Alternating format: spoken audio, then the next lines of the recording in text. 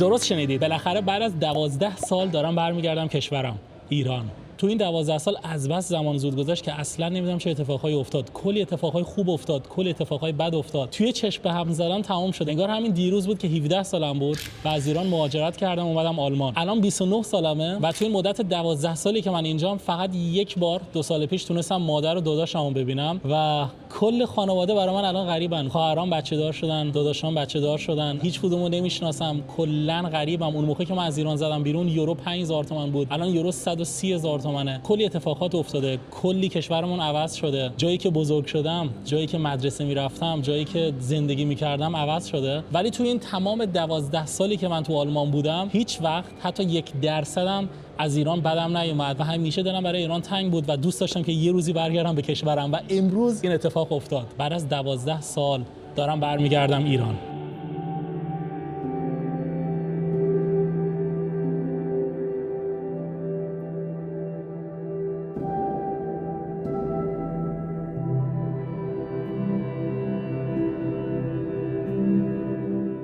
خیلی خوشحالم، بیش از حد خوشحالم. یعنی اصلا نمیدونم چجوری این هیجانمو بتونم توی دوربین نشون بدم، ولی خیلی خوشحالم از اینکه دارم میرم ایران، دارم میرم کشور خودم، وطن خودم، مردم خودمو ببینم، هم زبونای خودمو ببینم، کشور زیبامو ببینم و واقعا خیلی هیجان دارم. ما الان برلینیم، از برلین بعد پرواز کنیم به سمت استانبول، اونجا 3-4 ساعت بعد منتظر بمونیم و از استانبول میریم به سمت شیراز.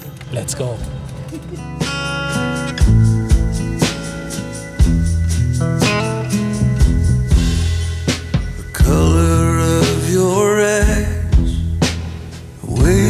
Smile when you laugh, your younger brother's favorite food, the way you watch the evening news, the freckles on your skin, the way you start your stories from the end. Oh, what am I supposed to do?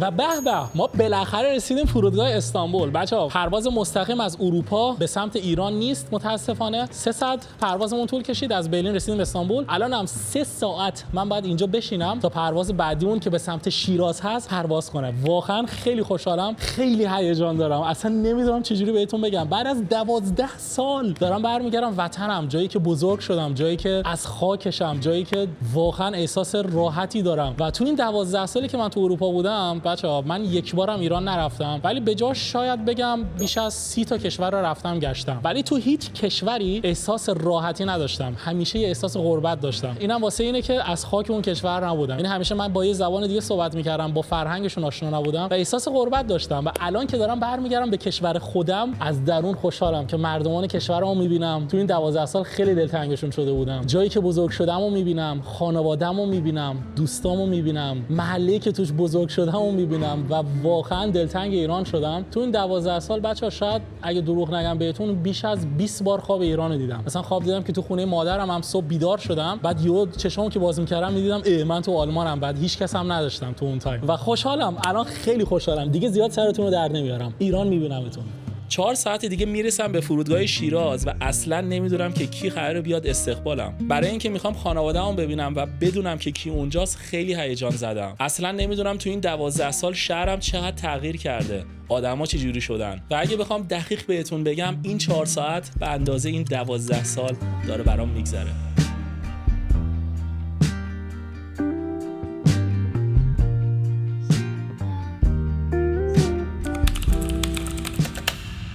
بچه‌ها همین الان من رسیدم فرودگاه شیراز. خانواده‌م هم دقیقاً دم در ورودی منتظر من. نمیدونم چی بگم، خیلی اشتیاق دارم، ولی بریم و ببینیمشون بعد از 12 سال.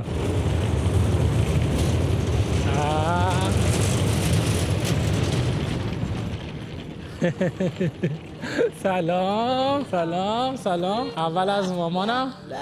سلام مامانی، خوبی؟ دورت گردم. خوبی؟ عزیزی با چقدر خوشگل شدی عزیزم. اومدم یه 2 ماه اینجام، 2 ماه پیشتم. عزیز دلم عزیزم مهران هستم دیگه بیا خوبی مردان؟ چکریم بچه داداش چهارمی سلام مرسا سلام یاسر خوبی بزرگ شدی ها خوبی ماما؟ ما قربونت ردیفی؟ نه خوبم چیه؟ چی شده؟ یعنی از دیروز سالا چیزی نه الان اومدم دیگه رسیدم بریم خونه؟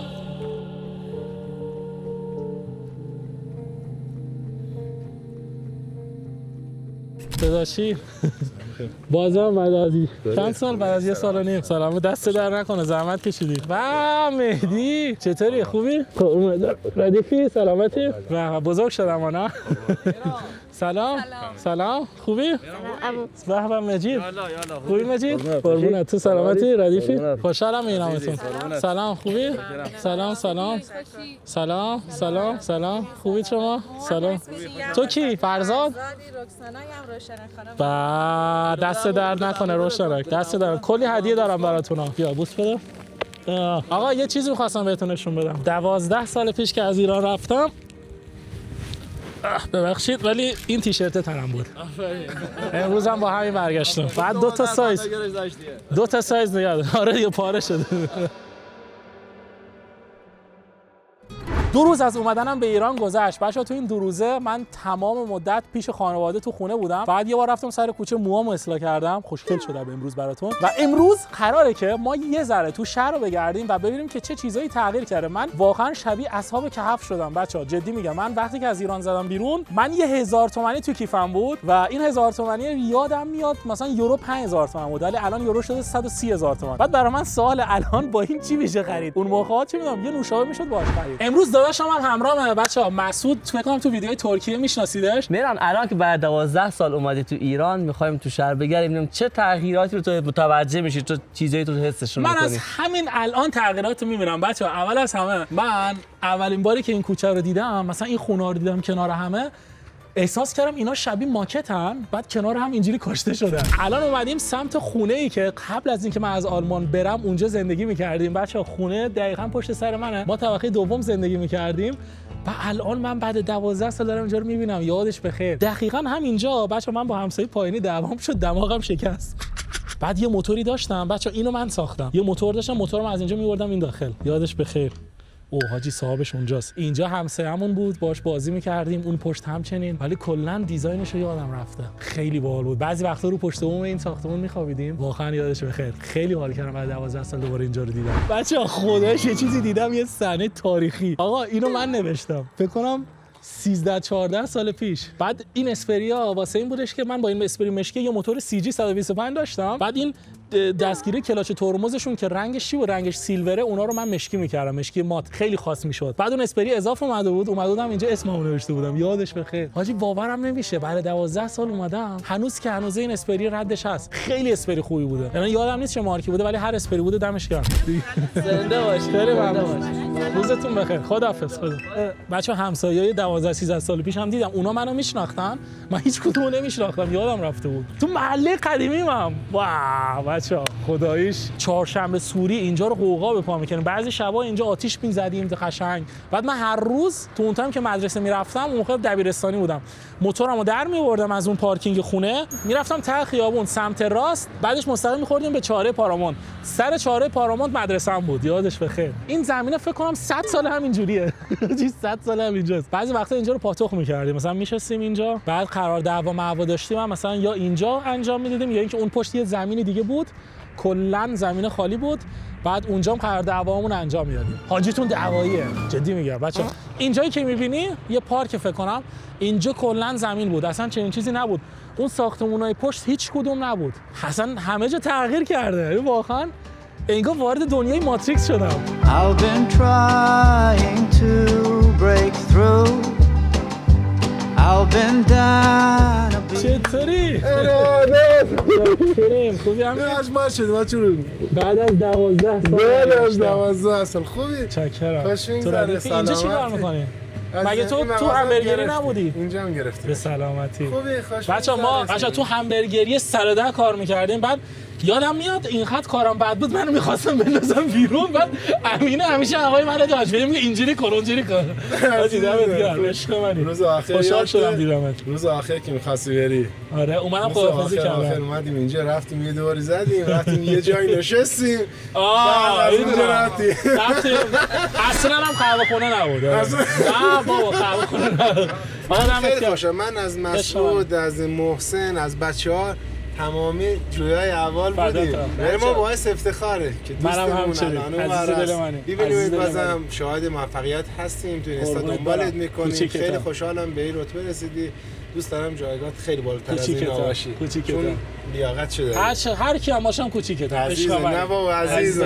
آقا یه سوالی ازت دارم. من 12 سال ایران نبودم. به نظرت قیمتا رو میتونم حدس بزنم؟ نه اصلا.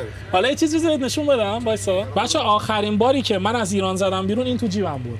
یه بار رو سر عروس اومدم بریزش فوش میدن. دقیقاً الان با این هیچ بد نمیده. مثلا میتونم اینو بگیرم؟ اصلا این دقیقاً باید 19 تا دیگه بذاری روش که اینو این 20 تومنه. یه همبر چند حد سازن همبر چند؟ نه وایسا همبر 7 تومن بود. 7 تومن الان همبر شد 200,000 چند؟ 200,000 تومن. 200 چنده؟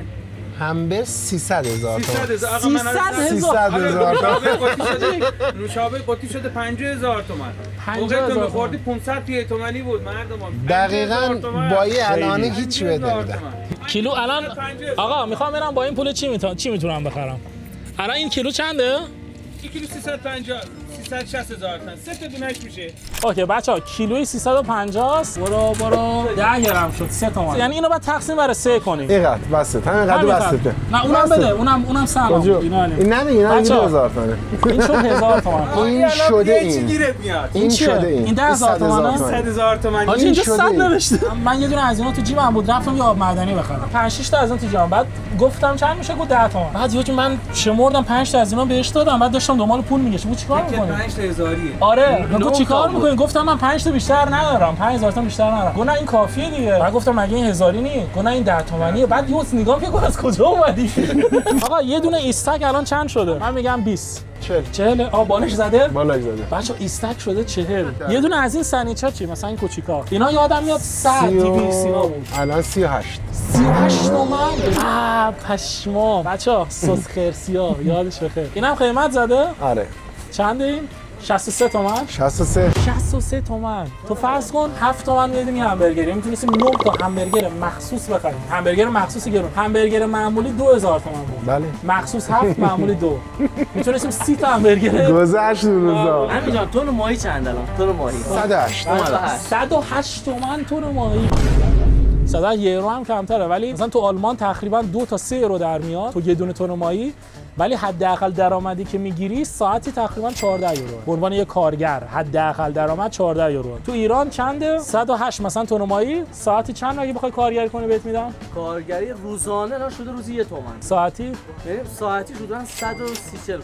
حقوق یک ساعتش. یعنی یه آلمانی میتونه با حقوق یک ساعتش 14 تا 15 تا تن ماهی بگیره. یه ایرانی فقط یه دونه. آقا امین دمت گرم. حساب دفتری که نداری من با 1000 تومن تخمه برداشتم. بچه‌ها داریم میریم یه جایی که من خیلی دوستش داشتم. خدای چند بار من خواب اینجا رو دیدم. بچه‌ها تو این ساندویچی من کار می‌کردم. این سالن رو ببین من همیشه اینجا بودم. بذار بریم داخل. اینجا همبرگراشون بود. بعد اینجا یکی کار می‌کرد دم صندوق. بعد من دقیقاً این پشت بودم. من ساندویچا رو اومدم می‌کردم سلام. یکی امینم که شما دیدی امین اینجا بود ساندویچا رو میداد به مشتری. آقا یادش بخیر. زورا میومدم پنجره رو تمیز می‌کردم. درخت هنوز هستش تا رو سقف رو گرفته. آره این هنوز هست ولی بزرگتر شده. قیمت‌ها رو بچه‌ها همبرگر مخصوص بازار 300 تومن. این 7 تومن بود. بعد اون موقع که من شروع کرده بودم فکر کنم 4.5 بود. بعد تازه قبل از اینکه برم آلمان گرون شد 7 تومن. الان 300. این شماره انو هستش. شماره 321. الان اومدیم وارد آشپزخونه این فست فود بشیم جایی که من 12 سال پیش یعنی تا 12 سال پیش اینجا کار می‌کردم. چند ماه سرجم اینجا کار کردم؟ 1 سال و نیم. 1 سال و نیم بچه‌ها من هر روز اینجا کار می‌کردم. سلام. شاکرم. خوبی شما؟ خوبه سلامتی بچه‌ها یکی از لوتی ترین و مشتی ترین آدمایی که تو زندگی دیدم. صاحب کار از این بهتر نبود. ما با این بزرگ شدیم. خیلی راست ما بزرگ شدیم و همیشه هوامون داشت. تو هر چیزی هوا ما رو داشت. ببین به محضی که یه ذره مثلا چیز میزا گرون میشد حقوقم میورد بالا. مهران که رفت آلمان، آقای باقری من تا سال 98 از سال 89 تا 98 من اینجا کار کردم. آره. محل کار من اینجا بود. من ساندویچ میزدم. صبح می اومدیم لیموها رو خاش میکردیم، نوشابه ها رو میچیدیم نه؟ بعد اونجا رو یه ذره تمیز میکردیم. یادش بخیر. آقا دلتنگ چیده بود. آقای باقری تمام همبرگری‌ها رو تست کردم. مکدونالد، برگر کینگ، KFC همه رو تست کردم. از اینجا خوشمزه‌تر ندیدم. کاری کردی طرف معتاد بشه. آره. به همبه و هر موقع مریض شو با بیا همبه درمانی مجددا. تریاک نریزش که. بالاتر تریاک. بچه‌ها خداییش من دلم برای نونای ایران تنگ شده بود. از این نونا هیچ جا نیست. نونای اونا فرق داره. بله. می‌بینی؟ آره. نونایی که تو خارج هست اینقدر نرم نیستن. اصلا کلاً فرق داره. خیلی سفت‌ترن. یه جوریه. آقا دست در نکنه. در نکنه. فداتم. می‌بینمتون. آقا ما غذامون رو سفارش منتظر غذاییم ولی خدا شاهده چند بار من خواب اینجا رو دیدم. خواب می‌دیدم. تازه رسیدم شیراز. بعد همینجا پیاده شدم. بچه اینجا چیه؟ خیابون عادل آباد دیگه. عادل آباد. چی من میدون عادل آباد نه؟ نه همین بلوار عدالت. آره. عادل آباد. عادل آباد. سر نفش عادل آباد پیاده شدم. بعد اومدم اینجا همبرگر رو خوردم بعد رفتم خونه خانواده‌مو دیدم. بچه‌ها خیلی ما اینجا وقت گذروندیم. خیلی خاطره داریم. الان بی‌صبرانه منتظرم تا همبره بیاد. بچه‌ها کوکاکولای ایرانی رو الان می‌خوام تست کنم در مقابل کوکاکولای خارجی. البته این زیروه. زیرو رژیمیه. شکر مصنوعیش خیلی طعمش میاد. هم یه ذره شیرینه بیش از حد، همین که اون طعمه یه جور انگار مصنوعیه. به نظرم فرق داره با نوشابه خارج. ولی این نوشابه‌ای که مثلا تو آلمان اینا می‌خوریم به نظر من خوشمزه‌تره. آره. جدی میگم. آقا سفارش ما هم رسید. بچه‌ها خداییش همبرگری که آخرین بار 12 سال پیش خوردم. جان من روخی کارو ببینید. دلتون نخواد بچه‌ها. آقا دلتون نخواد. خداییش باورم نمیشه برای 12 سال من دارم دوباره همینو تست می‌کنم. وایسا. این سس مخصوصش سس خیارشوره. عالیه. هیچ فرقی نکرده. همون طعم قدیمو میده. هیچ فرقی نکرده واقعا. بچه‌ها هم گوشتش عالیه. همین که سسی که میزنن سس مخصوصه. این سسی که مثلا تو مغازه دیگه نیست، خودشون درست میکنن. تو چند سال اینجا کار کردی؟ 11-12 سال. 11-12 سال داداشم اینجا کار کردم. منم 1.5 سال ولی نتونستیم بفهمیم که راز سس و گوشتشون چیه. اصلا هیچ وقت هم سسشون خیلی خاص میزنن.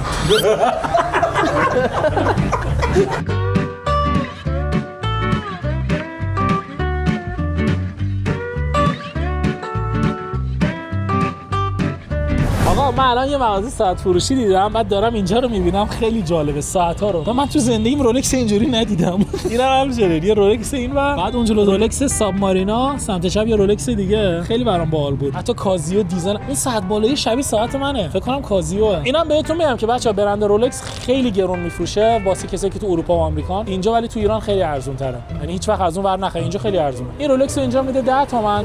توی آلمان مثلا در میاد باهاتون 20000 یورو. ما بهش میگیم چاپ سگی. من بهش میگم فیک.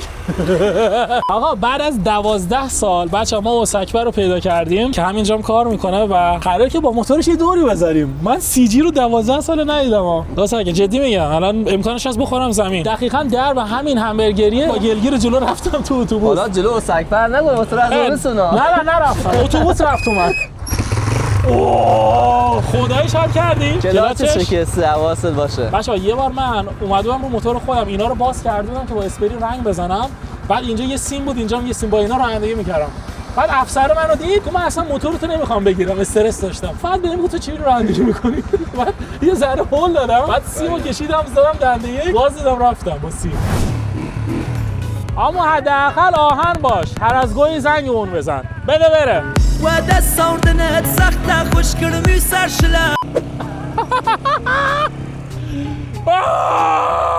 حسکبر یه لحظه بیا اینجا. حسکبر بیا اینجا. یه بغلی بهت بدم. آقا به خدا ارزام کردی. خیلی بهم حال داد. داشتم جیغ می‌زدم اون پشت. خیلی خفنه. در کل سی جی خیلی موتور بالیه. من با این بزرگ شدم به خدا. با این موتور سواری یاد گرفتم. من کل آلمان گشتم سی جی 125 پیدا نکردم. نیست. هر جهت گشتم نبود. من هیچ موتور سنگینی فقط یه سی جی می‌خوام. یه سی جی به من بده با یه سمند سورن.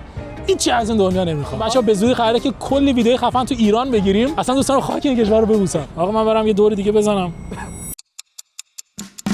اومدم یکی از رفیقای خیلی صمیمیمو ببینم که 12 سال ندیدمش و من با این دوستمون از دبیرستان دوستم تا به الان و یادم قبل از اینکه برم آلمانم اومدم ازش خدافظی کردم. الان بعد 12 سال اینجا میخوام ببینمش. ما اینجا قرار گذاشتیم تاکسیش هم همین الان میرسه با تاکسی داره میاد.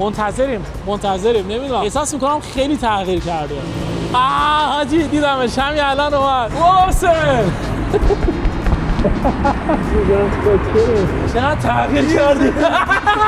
ماشاءالله خیلی تغییر نکردی ولی من پیر شدم. بعد 12 سال میبینم. بعد 12 سال بچه‌ها دوست دبیرستانی، دوستی که ما همیشه با هم بودیم، شبا میرفتیم قهوه خونه فقط قهوه می‌خوردیم، اصلا قیلو نمی‌کشیدیم. من بعد 12 سال دارم میرم. حاجی چکرم. ببینیم آقا دلم خیلی برات تنگ شد. کلی چیز می‌ذارم بهت بگم. لیتس گو. عزیزم. اما محسن چکرم.